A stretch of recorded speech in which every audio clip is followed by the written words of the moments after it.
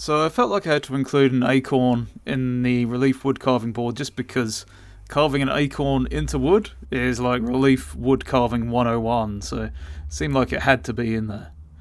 So I start off as I always do, by outlining the subject and making the frame around the outside, and then just using a really shallow gouge to take away the waste or the background, whatever you'd like to call it.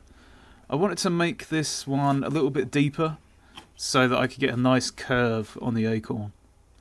Then I just use the bendy boy again to get the line between kind of the cap of the acorn and the bottom part of it.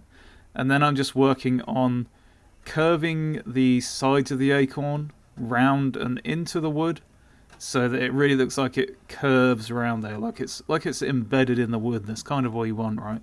To give it that kind of effect.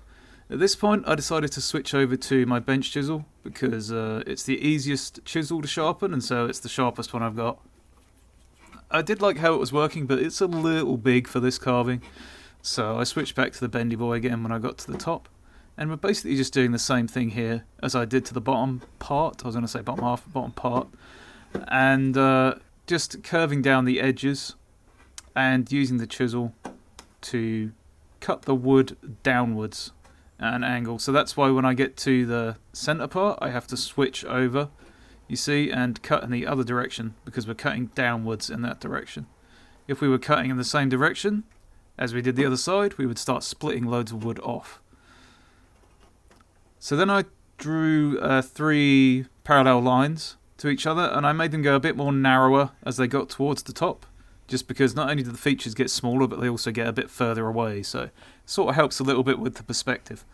I drew the curves in a way that I knew would be about the right size for my gouge, which really helps things go a lot faster. If you make features the size of the tools that you have, then, you know, carving is going to be a lot easier. So unfortunately, the one of the later parts of footage here was really blurry, so I couldn't put it in the video. But essentially what I do is the same thing I'm doing here with the bendy boy, just taking away this material here, but then like going up a layer and keep taking away the material so it looks like the bits lower down the acorn are slotting in behind the bits further up the acorn. If you go to the fish scale video, which is also in this playlist and on this board, it's basically the same thing. They're kind of like fish scales, so if you can't really grasp what's happening there, go to the fish scale video and then you'll understand what I've done there. So after just lining up the edges a little bit more, I did decide to add a little bit of realism, even though this is kind of decorative, and try to add a kind of couple of lines in here to make this look a bit more like an acorn. I just thought it was a bit plain, being just this kind of round shape, so I decided to add a little bit of something to it.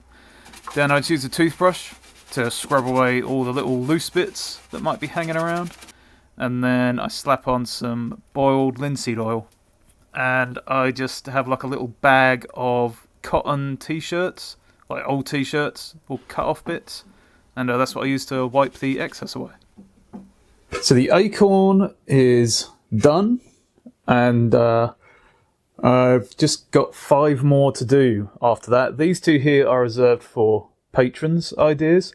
Then there's a border and an owl and then a blank box that I still have to figure out. So thanks for watching, guys. I hope you enjoyed the video, and I will catch you again next time.